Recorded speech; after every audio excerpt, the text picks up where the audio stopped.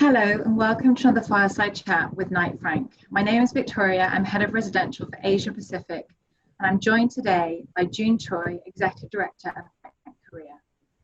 Seoul's residential market continues to defy expectations, with prices rising 6.2% year on year as of May, despite several rounds of government interventions.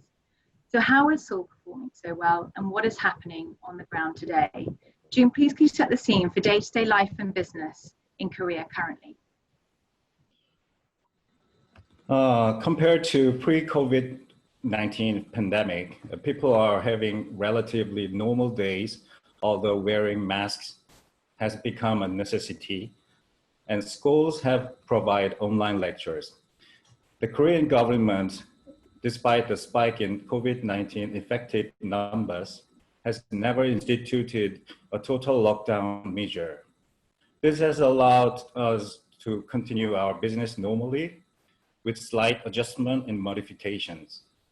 My daily routine involves acquiring clients, building strategic alliances with partners, and collaborating with other teams within Knight Frank Korea.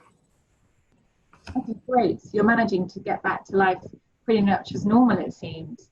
So in light of that, what are the greatest economic sector opportunities emerging from COVID-19, and where do you see the real estate market affected? It's too soon to determine clear winners and losers from the COVID-19 pandemic at this point in time. Still, one can observe that real estate investment opportunities in the warehouse and data center have been on the rise.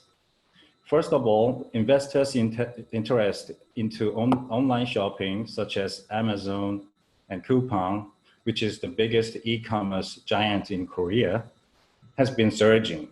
Demand for warehouses in Korea has increased as it is globally. While COVID-19 pandemic has facilitated the expansion of e-commerce industry, including grocery delivery platform, its expansion is requiring various types of warehouses, such as climate control warehouses and fulfillment centers. In addition, COVID-19 pandemic has initiated growing demand for data centers.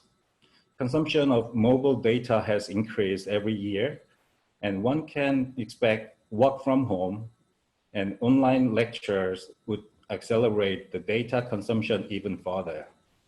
Not only new development of domestic data center, but also the data center REITs have increased. Knight Frank Korea, especially the capital market team, has been instrumental in originating deals for Korean investors. Really interesting to see that rise in data center and warehouses, which is happening across the piece, and how we've evolved through COVID to demand more from the sector. You touched a little bit about work from home, and work from home has been prevalent across the globe. It's been suggested that between 20 and 80% of commercial space is currently underutilized, and if in future may be reviewed by corporate CFOs. So with suggestions rife about work from home being here to stay, and that it may change the way we work, how do you think companies will share the benefit of cost savings on commercial office usage with residential homeowners and tenants who have to repurpose part of their real estate to function normally as if they were allocated in a space in an office? In my opinion, not all companies will be able to shift from an office environment to work from home environments, because many are concerned with losing productivity when working from home. Therefore, it is hard to imagine that a cost-sharing model will lead the way. What's more likely is that sectors in the industry that are mostly comprised of individual workers who do not require much teamwork may become the first adopters and allow their employees to work from home. Recent research papers indicate that number of global companies are applying for work from home system. However, it seems Korea is falling behind on the trend.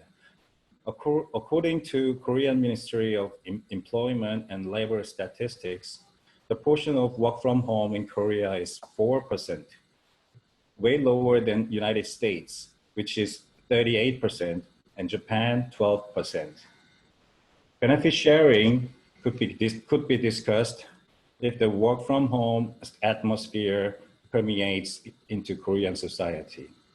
We expect that the globally changed work form because of the COVID-19 would initiate public discussion of methodology. It's really interesting, and different markets are reacting in different ways and are in different stages in terms of their response and reactions to COVID. So I think work from home will be an interesting thing to watch over the next 6 to 12 months to see who adopts it and how it's adopted. So we've been spending a lot more time working from home, and this leads into my next question, which is, have you seen a change in demographic, both digitally and in person, for inquiries for a residential property as a result of COVID? I think there is no significant difference. Most of the inquiries were related to overseas investment, mainly caused by real estate restrictions by Korean government. In Korea, most of the residential investments remain within the firm grip of investors in age bracket of 40s, whereas digital and virtual tour has now become an essential part of sales process due to the travel restrictions. A slow change in client inquiries for residential property is being shown. Interesting how virtual viewings have rapidly become the norm, especially with not being able to travel and how that's impacted people's transactions. So in terms of appetite outside of Korea, what is the biggest appetite for Korean investors to invest outside, and what are the driving factors for this? Yeah, there are many driving factors for this. The first is regulatory changes. Korea imposes strict capital control. Overseas investment had been only permitted to institutional investors. Since 2006, regulations have been loosened and individuals have been permitted to make overseas investment, but only in the real estate sector. Numerous Koreans purchase their residences for immigration and their children's education purposes. The opening in capital outflow regulation is the initial deregulation that made it possible for investors to invest overseas. The second is political environment.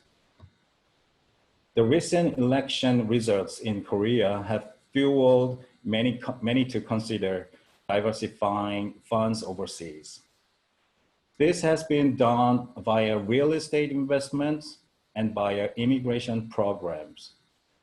The last three elections, including presidential, local, and National Assembly, have been won by ruling Democratic Party of Korea. The third is migration and education. Many of my clients try to immigrate to other countries, planning to get resident status by investing in real estate, mainly in the US, the UK, Singapore, and Portugal, etc. They also consider real estate investment for immigration and their children's education purposes. Most of high net worth individuals in Korea plan to invest overseas condominium for their stable income streams and also an alternative to onshore succession planning. The fourth is diversification. Real estate as an asset class has gained increased popularity in the last 30 years. Koreans have invested either directly or via financial products such as funds and REITs. Overseas investments have become a means of diversifying their assets. The fifth is currency exposure. While Korean won remains the base currency next to US dollar, Korean investors are willing to own their assets in other major currency, including US dollar, euro, Japanese yen, and pound. And the last one is product access on private mutual funds and public offering funds. The launch of public real estate funds has made the business news headline in the last couple of years. For the first time, individual investors had access to major commercial real estate investment globally, which has increased both awareness and interest among individual investors on overseas real estate investments. Korean investors, institutional and high net worth individual alike, view overseas investment as an alternative investment with uncorrelated returns and capital preservation qualities.